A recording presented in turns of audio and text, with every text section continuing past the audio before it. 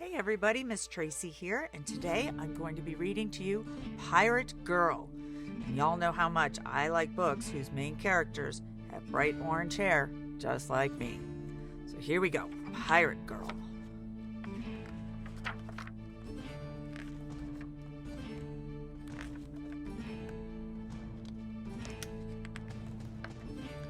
Captain Firebeard was the terror of the high seas. His ship, the horrible Haddock, sailed faster than the wind over the waves.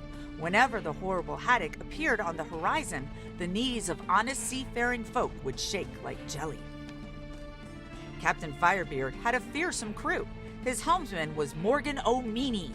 His cook was Cutlass Tom.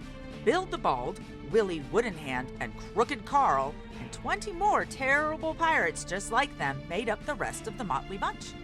When Firebeard's crew boarded a ship, nothing was safe. They sold the silver spoons and the captain's uniform. They stole the ship's figurehead, the pots and pans, the hammock, and all the sails. And of course, they stole all the casks of rum. One day, Firebeard robbed a ship that he really should have left alone. On board was a little girl named Molly. Molly was off on a trip to see her grandma. The pirates leapt on board with an ear-splitting roar. Molly tried hiding among the ropes, but Morgan O'Meany soon fished her out. "What shall we do with her?" he said with a smirk. "Take her with us, you fool," bellowed Firebeard. "Her parents will pay handsome ransom for such a little treasure. And if not, then we'll feed her to the sharks." "Oh, you'll be sorry for this," cried Molly. But Morgan O'Meany rolled her up like a herring and tossed her on board of the horrible Haddock. When the sun had gone down, Bill the Bald dragged Molly to see the captain. "All right, tell me your parents' name and address, or else," growled Captain Firebeard.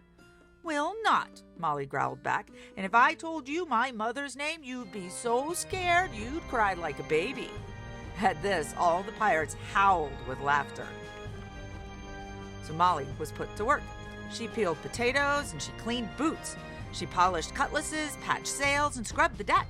Soon every bone in her body ached. 3 times a day, Firebeard asked her, "Name and address?"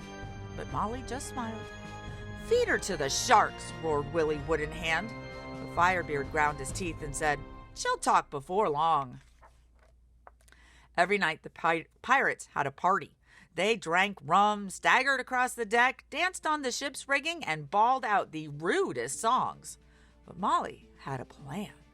While the pirates were carousing, she wrote secret messages and popped them into empty bottles. When the pirates were safely snoring in their bunks, she tossed the bottles into the sea. Molly did this every night.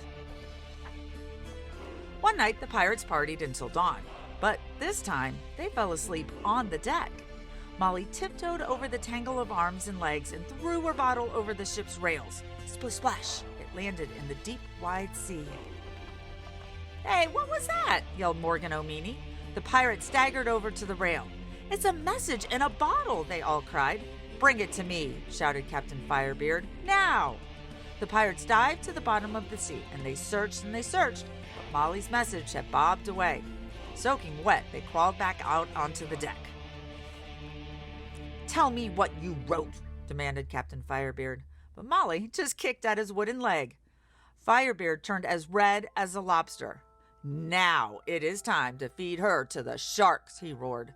But a cry from above stopped him. "Pirates!" shouted 10-Pint Ted from the crow's nest. "Nonsense," scoffed Firebeard. "We're the only pirates around here." But he was wrong.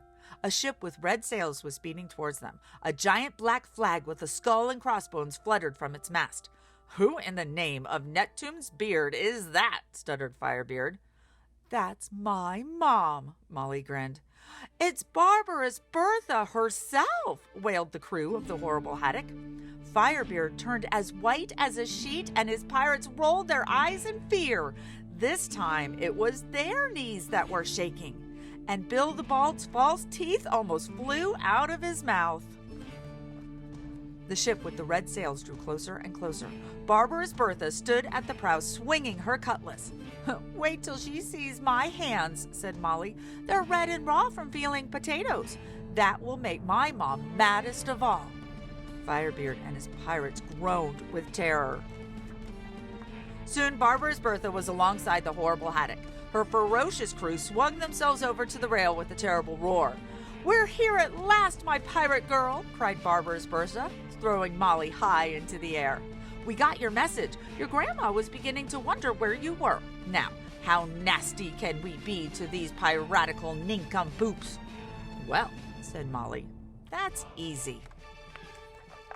From that day on, Captain Firebeard and his pirate crew had no time to think about raiding ships. Willie Wood in Hand scrubbed the deck. Morgan O'Meany and Cutlass Tom peeled vegetables from morning till night. Captain Firebeard polished Barbara Bertha's boots 14 times a week. And Molly was finally able to visit her grandma. The end.